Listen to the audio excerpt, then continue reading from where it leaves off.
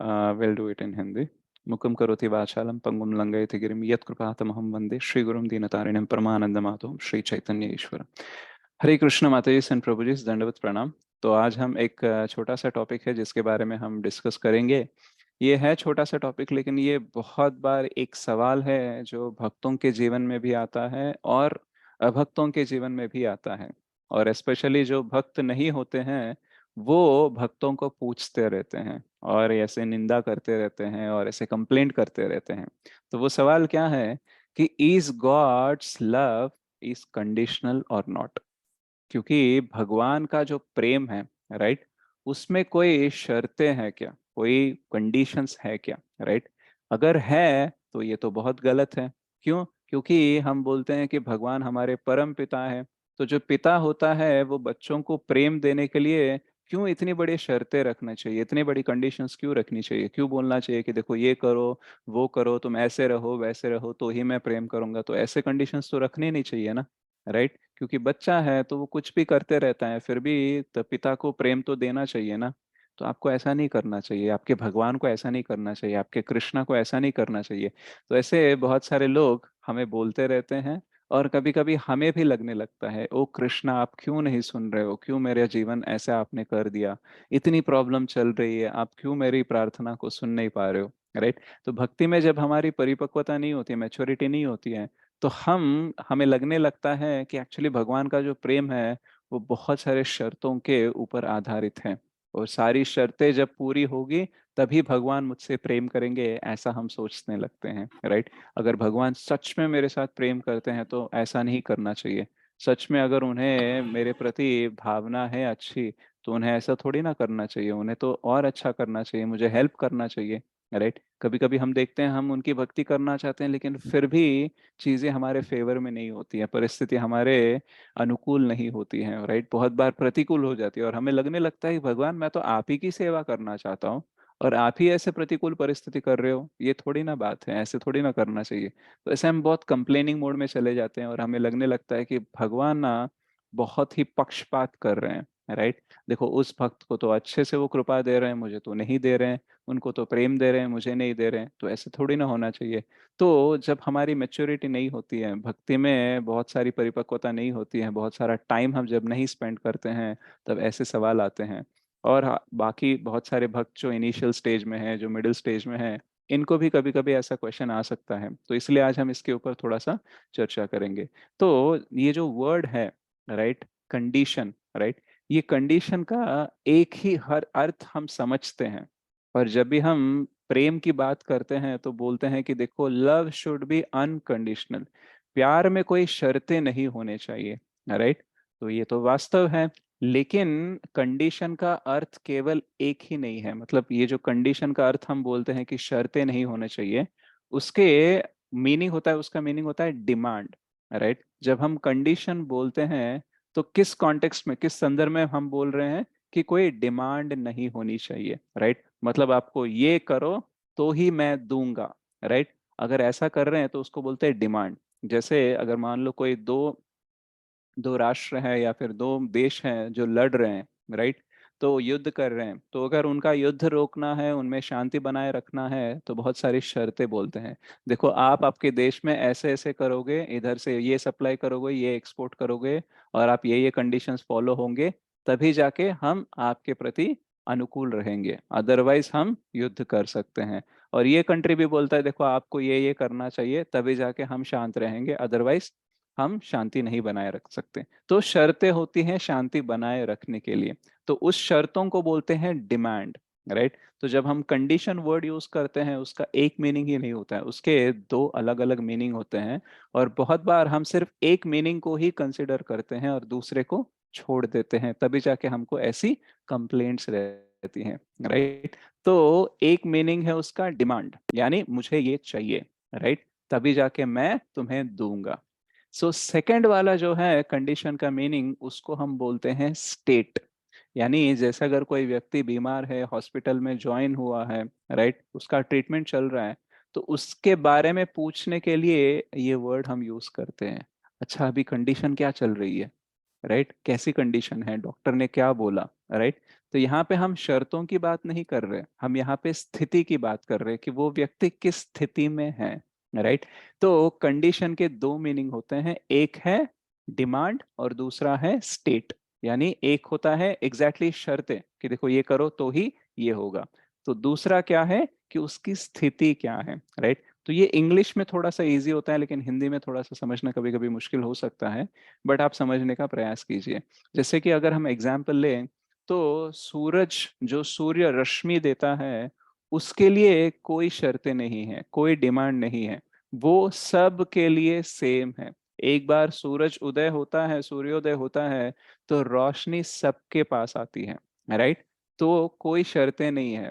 वैसे सूर्य भगवान ये नहीं बोलते हैं कि आप यहाँ पे हो, आप ये कास्ट के हो, आप इधर रहते हो तो ही आपको आएगा सूर्य रश्मि, नहीं तो नहीं आएगा। मतलब मेरा सूर्योदय होगा लेकिन आपको रोशनी नहीं आएगी। तो ऐसी कोई शर्तें उनकी तरफ से नहीं होती है।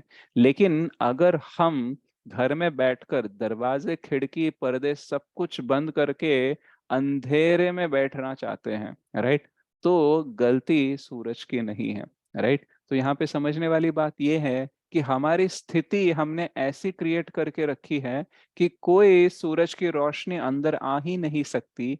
और हम ऐसी स्थिति में बैठकर अगर बोल रहे हैं कि देखो सूरज कितना पक्षपात कर रहे हैं, राइट, मेरी तरफ तो रोशनी आ ही नहीं रही, देखो मैं कितने अंधेरे में बैठा हूं, तो ये थोड़ी ना बात है, ऐसा थोड़ी ना करना चाहिए।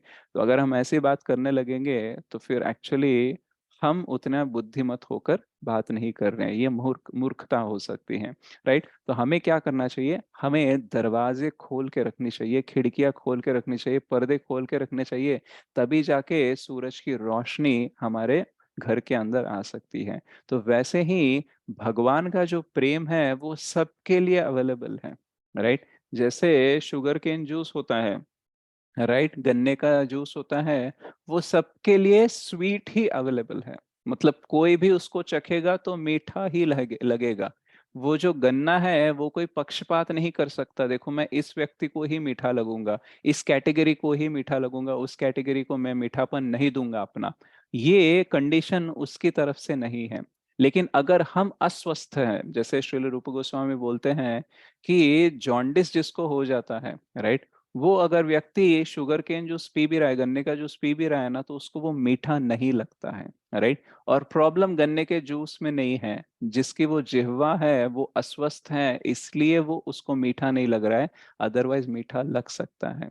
तो ये गन्ने का जूस का एग्जाम्पल हो या सूरज की रोशनी का एग्जाम्पल हो, यहाँ पे सोचने वाली बात यह है कि एक्चुअली यहाँ पे शर्तें सामने वाले की तरफ से नहीं है, राइट। लेकिन यहाँ पे प्रॉब्लम है कि हमारी स्थिति ठीक नहीं है, राइट। हम अस्वस्थ हैं इसलिए जो अनुभव होना चाहिए वो अनुभव नहीं हो रहा है। तो भगवान सबको प्रेम दे रहे हैं, राइट।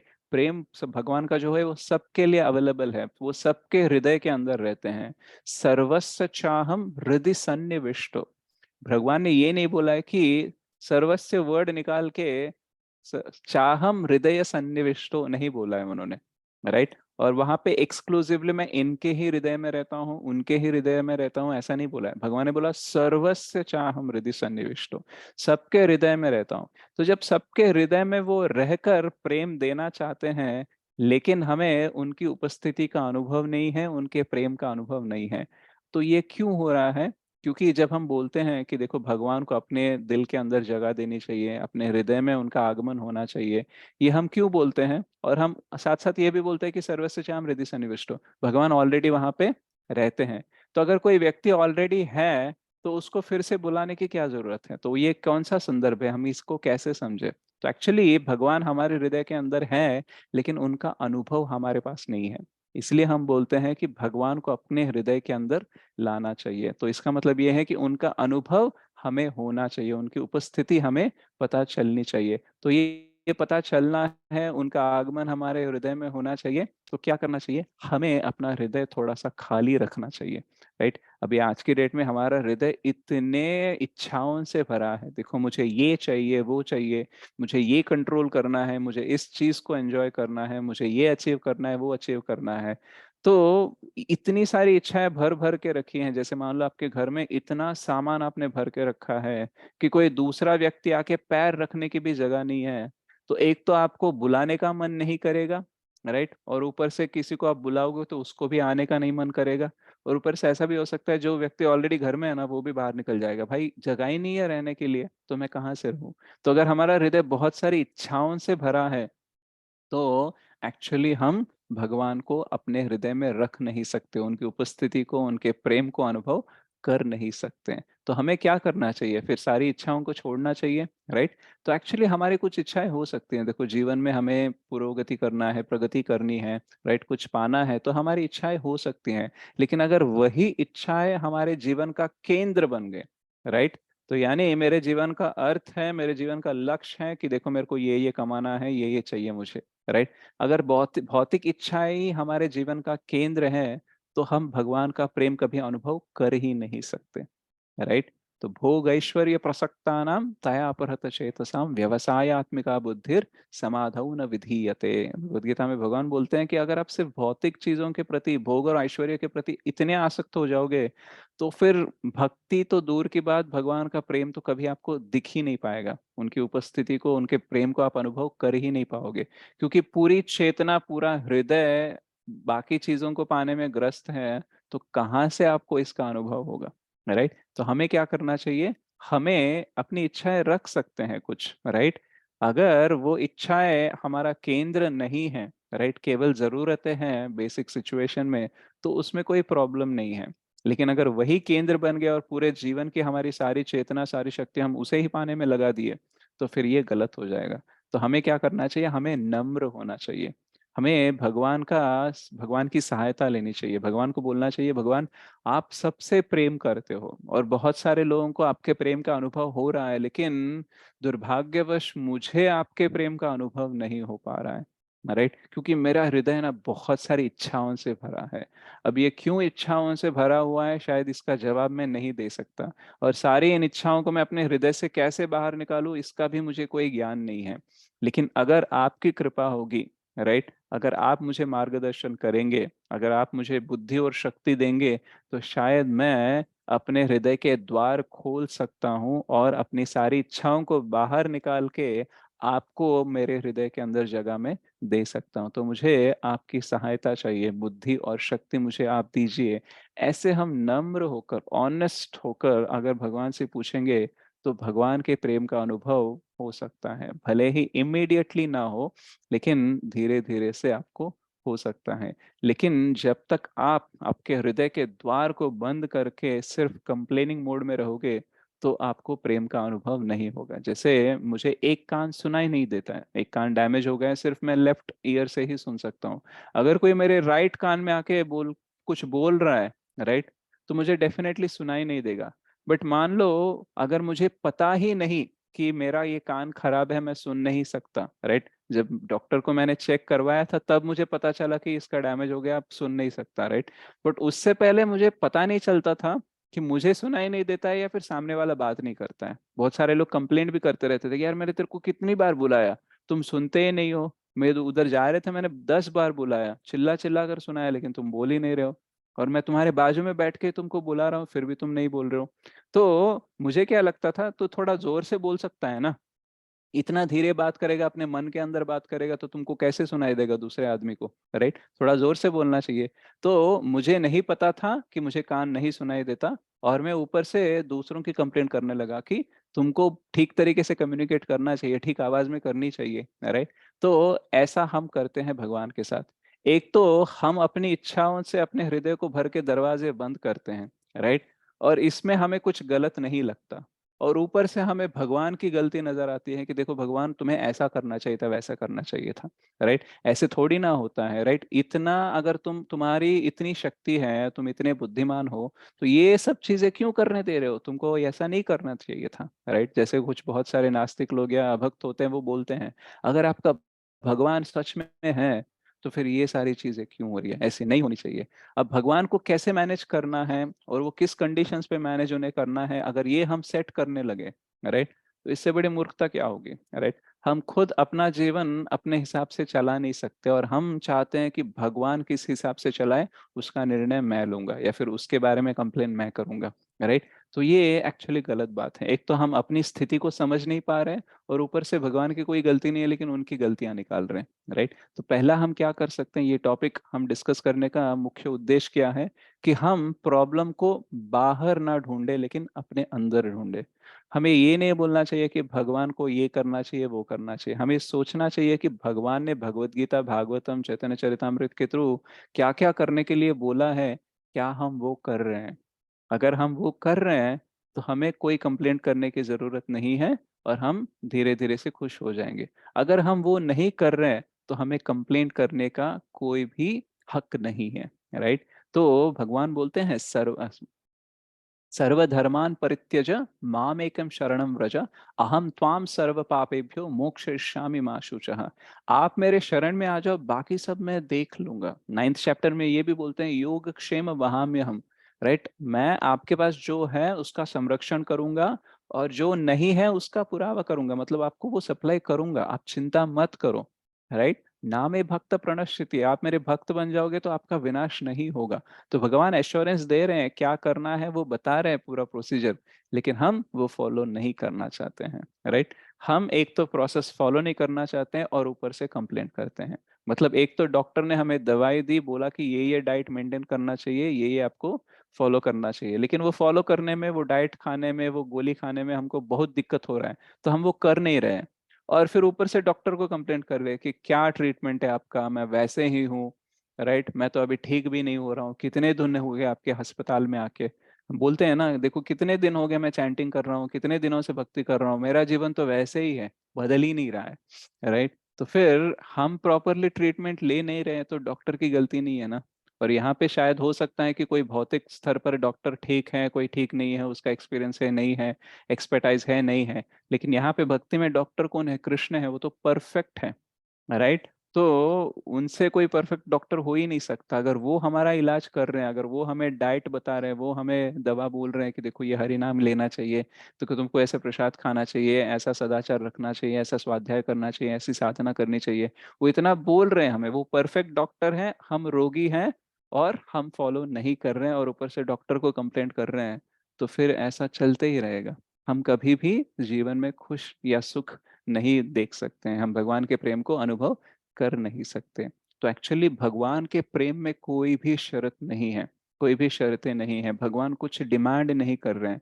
एक्चुअली भगवान तो रिक्वेस्ट करते हैं कि देखो थोड़ा सा तुम फॉलो करो। राइट। तब जाके तुम ठीक हो जाओगे। ओके। और उसके बाद में आप बहुत ही मतलब सुख और शांति के साथ आप रह सकते हो। राइट। लेकिन हम बोलते हैं कि नहीं, हमें फॉलो नहीं करना है।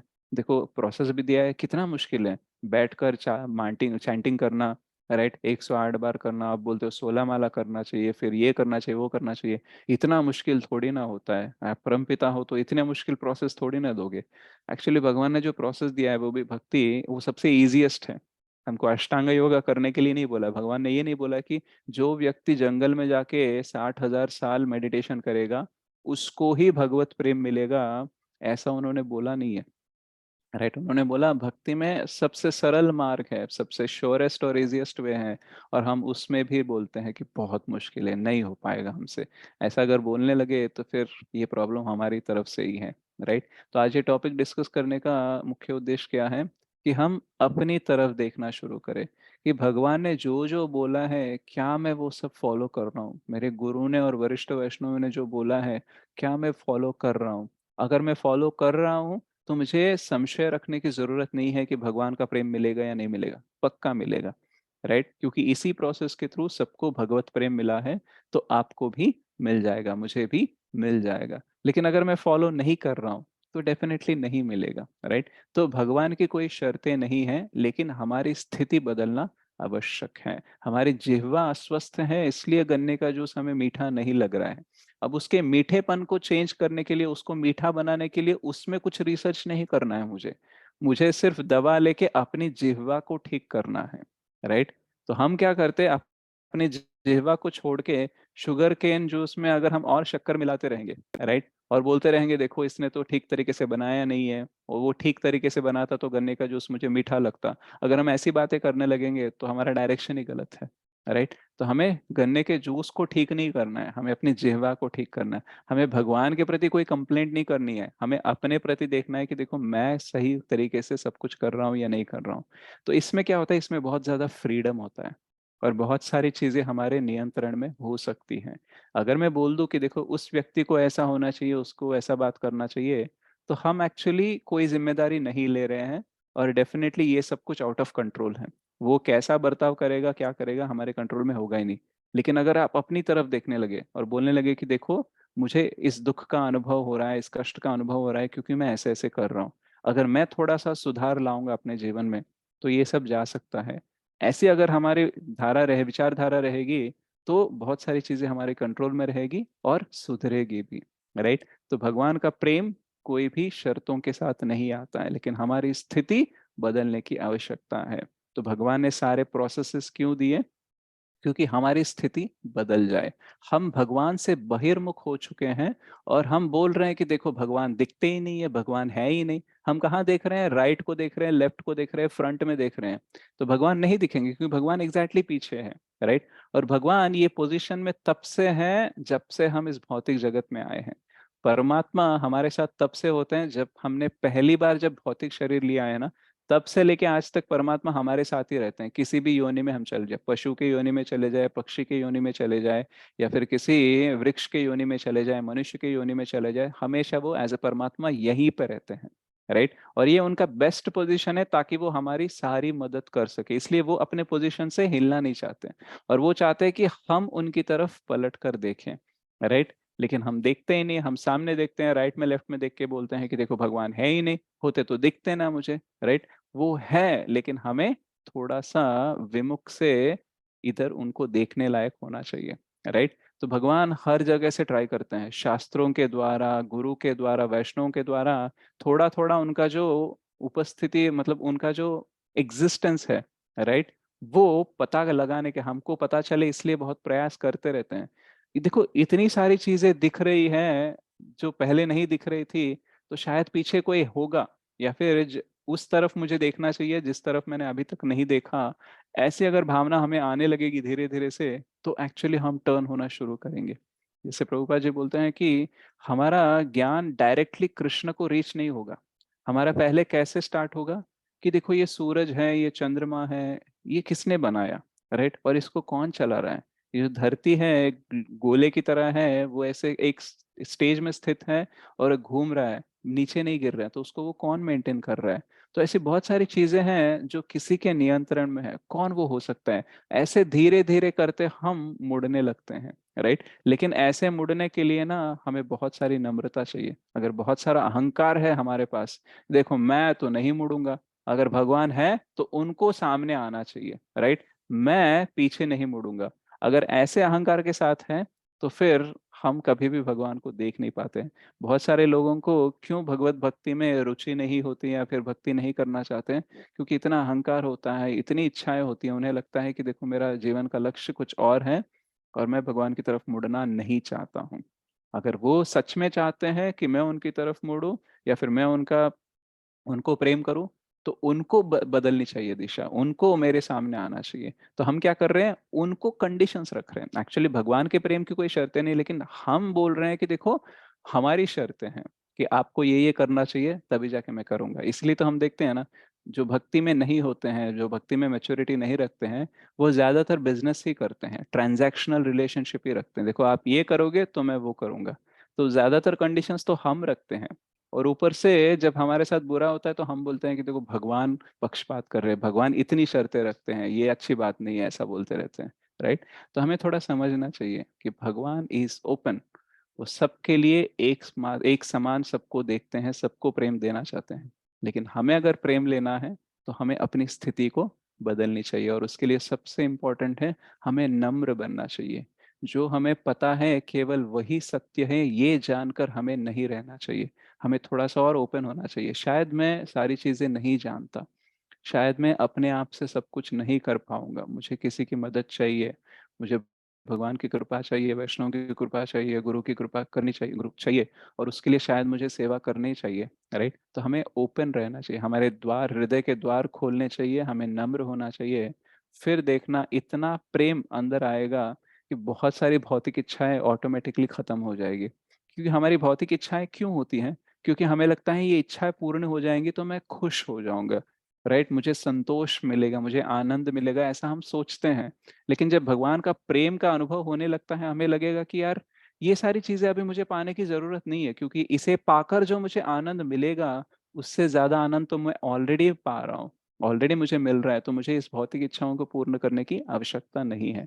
कुछ जरूरतें हैं, भौतिक जरूरतें हैं, उसको मैं पूर्ण करूंगा, राइट? लेकिन आनंद पाने के लिए मुझे और ज्यादा इच्छा रखने की आवश्यकता नहीं है। बहुत सारे भक्तों का ये अनुभव होता है कि मैं जब भक्ति में नहीं था तो मेरे बहुत सारी इच्छाएं थी, मुझे ये चाहिए था, वो चाहिए था। लेकिन अभी जैसे जैसे मैं भक्ति में आगे बढ़ रहा हूँ, मुझे लग रहा है कि यार भौतिक चीजों में उतना कुछ रखा हुआ है नहीं, राइट? अगर मेरे पास पैसे भी हैं तो मैं सोचता हूँ कि किसी और की मदद करूँ, या फिर भगवान के लिए कुछ डोनेशन दूँ, कुछ का प्रचार प्रसार में मैं थोड़ा सा योगदान करूँ। ऐसा मैं सोचते रहता हूँ। पहले मैं सोचता था कि मेरे पास इतना पैसा है, इससे मैं वो चीज लूंगा, और पैसा कमाऊंगा और उससे बड़ी चीज लूंगा, राइट? तो ऐसी वाली इच्छाएं थी। अभी लग रहा है जो है उसको भगवान को अर्पित करने का प्रयास करूंगा। पहले मेरे पास जब टाइम रहता था तो मुझे अन्य चीजों में इंटरेस्ट रहता था, लेकिन अभी जब भी टाइम मिलता है तो मैं सोचता हूँ कोई क्लास सुनो, थोड़ा सा जप कर लूँ, या फिर थोड़ा सा कोई अध्ययन कर लूँ, भगवत गीता या भागवतम। तो ऐसी मेरी इच्छाएं होने लगी। तो क्या हो गया, भौतिक इच्छाएं कम होने लगी और आध्यात्मिक की ओर हम थोड़ा सा बढ़ने लगे। इससे क्या हो रहा है, प्रेम का अनुभव भी हो रहा है। और ये सब क्यों हो रहा है? क्योंकि ऑलरेडी धीरे धीरे से प्रेम का अनुभव भगवान ने देना शुरू कर दिया। जैसे हमने डोर ओपन किया, इच्छाएं होते हुए भी हमें उन इच्छाओं को पाने की इच्छा नहीं रहती है, राइट? तो ये थोड़ा सा टेक्निकल है। जब हम भगवान के लिए अपने द्वार खोल देते हैं तब भी हमारे हृदय में बहुत सारी इच्छाएं रहती हैं, लेकिन वो हमारा केंद्र नहीं बन पाती है। लेकिन जब हमारे दरवाजे बंद होते हैं, सारी इच्छाएं हमारा केंद्र बन के चलते रहते हैं। तो डिफरेंस ये है कि जैसे हम भक्त बन जाएंगे तो सारी इच्छाएं खत्म नहीं होंगी, राइट? मोस्टली बहुत लंबे टाइम तक वैसी इच्छाएं रह सकती हैं, लेकिन उन इच्छाओं को पाने के लिए जितना हम दौड़ना चाहते हैं ना पहले, उतना हम दौड़ना नहीं चाहते। हम बोलते हैं कि ठीक है इच्छा है, लेकिन क्या मुझे सच में इसको पूर्ण करना है, इस इतना विचार आता है। भगवान के लिए द्वार खोलने से पहले क्या रहता है, ये इच्छा पाना ही मेरा परम लक्ष्य है, इसको पूर्ण करना ही मेरा परम लक्ष्य है, ऐसा वाला एटीट्यूड होता है। तो जैसे हम दरवाजा खोलते हैं, धीरे धीरे प्रेम आने लगता है, धीरे धीरे से इच्छाएं भी कम होने लगती हैं। और हम जैसे इच्छाएं कम होने लगती हैं, हमें भगवान के प्रेम का अनुभव और भी बढ़ने लगता है। और तब लगने लगता है कि अरे मैंने तो बहुत दिनों से टाइम वेस्ट किया है, मुझे कंप्लेन करना नहीं चाहिए था, मुझे इसके ऊपर उसके ऊपर निंदा करनी नहीं चाहिए थी। अगर मैं पहले दिन से ही अपने आप के बारे में सोचने लगता, मतलब अपने जो कार्य है उसको सुधारने के बारे में सोचता, बिना कंप्लेंट किए, बिना निंदा किए, तो कितना अच्छा होता, मैं कितना जल्दी भगवान के प्रेम को अनुभव कर पाता, ऐसा हमें लगने लगेगा। तो आज के विषय जो है ये हमें बहुत ही इम्पोर्टेंट है, ताकि हम समझ पाए कि बहुत सारी चीज़ें हमारी तरफ से ही गलत हैं, राइट? भगवान की तरफ से कुछ भी गलत नहीं है। वो पूर्ण पुरुषोत्तम है, वो जो कुछ भी कर रहे हैं उनको हमें कोई सलाह देने की जरूरत नहीं है। बहुत बार क्या होता है, हम भगवान की सेवा करते हैं लेकिन एज अ सर्वेंट नहीं, एज एन एडवाइजर। हम बोलते हैं भगवान मेरी ये प्रॉब्लम है, उसको आप ऐसे ऐसे सॉल्व करो, ऐसा हम बोलते हैं भगवान को। हम भगवान को ये नहीं बोलते हैं कि देखो प्रॉब्लम को सॉल्व करना है नहीं करना है वो छोड़ दो, आपको क्या सॉल्व करना है, क्या प्रॉब्लम को कंटिन्यू रखना है आपको ऑलरेडी पता है, बस मुझे शक्ति दीजिए कि प्रॉब्लम के साथ भी और प्रॉब्लम के बिना भी मेरी आपके लिए भक्ति बनाए रहे। तो हम ये नहीं पूछते हैं, हम पूछते हैं प्रॉब्लम को सॉल्व करो, ऐसे सॉल्व करो। तो हम एडवाइजर बनते हैं भगवान के। तो हमें भगवान का एडवाइजर नहीं बनना है, हमें भगवान का सेवक बनना है। बोलना है कि बस किसी भी परिस्थिति में आपकी सेवा में कर सकूं, इतनी बुद्धि और शक्ति देना। प्रॉब्लम सॉल्व करना है नहीं करना है आपकी मर्जी, राइट? अगर आपको लगता है कि ये प्रॉब्लम को सॉल्व करूंगा करूंगा तो ये भक्ति में आगे बढ़ेगा, मैं भक्ति में आगे बढ़ूंगा, तो सॉल्व कीजिए। अगर आपको लगता है वो प्रॉब्लम सॉल्व कर दूंगा तो मैं भक्ति में आगे नहीं बढ़ूंगा, तो मत सॉल्व कीजिए। तो मुझे ज्यादा कुछ प्रॉब्लम नहीं है, राइट, कि मेरे प्रॉब्लम्स सॉल्व हो रहे हैं नहीं हो रहे हैं। मेरा प्रॉब्लम ये है कि मैं भक्ति में आगे बढ़ रहा हूँ या नहीं बढ़ रहा हूँ। तो ये होता है सेवक का मूड। ओके, तो ऐसा मूड अगर हम बनाए रखेंगे तो बहुत सारे स्वतंत्र होगा हमारे साथ, राइट? हमारे पास तो हमको ज़्यादा हम विचलित नहीं होंगे और ज़्यादा ही टेंशन नहीं लेंगे, क्योंकि पता है कि भगवान है, वो सब जानते हैं। उन्होंने जो बोला है बस मैं वो करते रहूँगा, बाकी सब वो देख लेंगे। तो ये विश्वास जब आता है तो हृदय में ऑटोमैटिकली शांति आ जाती है, राइट?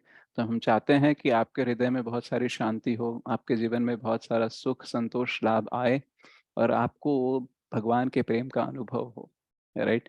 क्योंकि ये हमारा एक्चुअली देखा जाए तो नेचर है कि भगवान के प्रेम का अनुभव करना। अभी हम भौतिक जगत में आके अनुभव नहीं कर पा रहे हैं, तो ये हमारी दुःस्थिति है। तो हम चाहते हैं कि कृष्ण भावनामृत के थ्रू हमारी ये दुःस्थिति सुस्थिति में बदल जाए, राइट? एकदम हम अस्वस्थ से स्वस्थ हो जाए और भगवान के अपार प्रेम का अनुभव हम कर पाए। ओके, श्री श्री शिल प्रभुपाद की जय। Thank you so much. Hare Krishna, दंडवत प्रणाम टू ऑल।